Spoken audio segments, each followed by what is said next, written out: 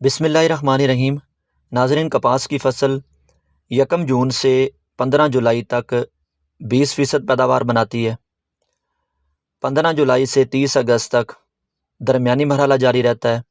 65% पैदावार इस मरहले में बनती है और 1 सितंबर से 30 सितंबर तक 15% पैदावार बनती है। तो अब इस मरहले में, मौजूदा मरहले में कपास की फ़सल पैदावारी मरहले में दाखिल हो चुकी है और 65% पैदावार इस मरहले में बनती है। इसके लिए कपास के पौधे को 2 चीज़ों की ज़रूरत है। एक तो खुराक का इस्तेमाल मुसलसल जारी रखा जाए। हर 10 से 12 दिन के वक्फे से 15 से 20 किलोग्राम यूरिया फ्लडिंग की शक्ल में जारी रखी जाए। अगर वो कपास की फ़सल 90 दिन की उम्र 90 दिन की हो चुकी हो तो उसके साथ 10 से 15 किलोग्राम या 12 से 15 किलोग्राम सॉल्युबल पोटाश भी साथ फ्लड करवाई जाए और अगस्त की 30 तारीख तक 10 से 15 किलोग्राम यूरिया 10 से 12 दिन के वक्फे से फ्लडिंग को जारी रखा जाए। हाँ, अगर कहीं रकबा दरमियाना या रेतला हो तो इस नाइट्रोजन की मिकदार को बढ़ाया जा सकता है। अगर गवारा खाद की बात की जाए, कैल्शियम अमोनियम नाइट्रेट, तो 35 से 40 किलोग्राम 10 से 12 दिन के वक्फे से। कपास की फसल के मिजाज को समझकर खाद का इस्तेमाल किया जाए। शाखों का दरमियानी वक्फा 2 से 2.5 इंच की सूरत में खाद का इस्तेमाल कम कर दिया जाए या बिल्कुल ना दी जाए। दूसरी चीज़, कपास के पौधे को किसी भी किस्म से इस 65% पैदावार को मुमकिन बनाने के लिए किसी भी किस्म से दबाव से बचाया जाए। और इस वक्त कपास की फसल पर शदीद किस्म का दबाव रस चूसने वाले कीड़ों का मौजूद है। जो कपास की फसल 2 माह की हो चुकी है, ऐसी कपास की फसल पर मौसम गर्म रहने की वजह से थ्रिप्स का हमला तो बहुत ज़्यादा तादाद में मौजूद था, लेकिन बारिशी मौसम होने की वजह से साथ ही सब्ज़ तेले की शिद्दत में बहुत ज़्यादा इजाफा हो चुका है।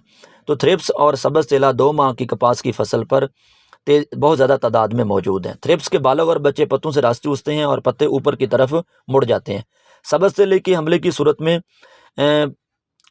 8 से 10 और कहीं 15 बालक और बच्चे फी पत्ता मौजूद हैं। इब्तदाई मरहले में धब्बे बनते हैं, बाद में किनारे खुश्क हो जाते हैं और पत्ते नीचे की तरफ मुड़ जाते हैं। थ्रिप्स के हमले की वजह से ऊपर की तरफ मुड़ जाते हैं, सब्ज़ तेले के हमले की वजह से नीचे की तरफ मुड़ जाते हैं। तो इसके लिए फ़ौरी अच्छा स्प्रे करवाया जाए, जिसके लिए कोशिश की जाए कि इस मरहले में सोल्विगो 500 ml 100 लीटर पानी में और इसके साथ नॉकआउट नाइटन पैरम 100 ग्राम 100 लीटर पानी में टैंक मिक्स की शक्ल में 10 से 12 दिन के वक्फे से 2 दफ़ा करवाई जाए। शदीद हमले की सूरत में 8 दिन के वक्फे से 2 दफ़ा करवाई जाए तो कपास की फसल को मौजूदा मरहले से इस दबाव से निकाला जा सकता है। जो कपास की फसल मार्च का काश्त है, सरसों के बाद लगाई गई है और 90 दिन गुजार चुकी है, ऐसी फसल पर सफ़ेद मक्की की शिद्दत बहुत ज़्यादा है।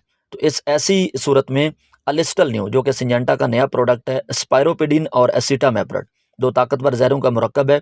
नटिवियान टेक्नोलॉजी है और पौधे के ज़ैलम और फ्लोएम्स में स्प्रे के फ़ौरन बाद फैल जाती है। आधे घंटे बाद बारिश की सूरत में भी अपना असर कायम रखती है। ऐसी सूरत में ऐसी कपास की फसल जो 90 दिन या अगेती काश्ता है, वहाँ पर सफ़ेद मक्की की शिद्दत बहुत ज़्यादा है, साथ सब्ज़ तेला भी है। ऐसी कपास पर आप अलिस्टल न्यू और नॉकआउट नाइटन पैरा को मिलाकर ही टैंक मिक्स की शक्ल में स्प्रे करवाएं।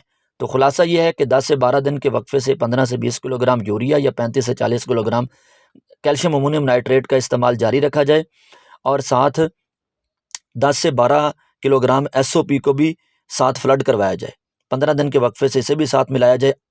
अगस्त की 30 तक इस नाइट्रोजन खाद को जारी रखा जाए और सब्ज़ तेले और थ्रिप्स के कंट्रोल के लिए सोल्विगो और नॉकआउट को 8 से 10 दिन के वक्फे से, और जो कपास की फसल 90 दिन की हो चुकी है, ऐसी कपास पर अलिस्टल न्यू और नॉकआउट का मिलाकर 8 दिन के वक्फे से 2 दफ़ा करवाने से कपास की फसल को मौजूदा दबाव से निकाला जा सकता है और अच्छी पैदावार ली जा सकती है। बहुत शुक्रिया।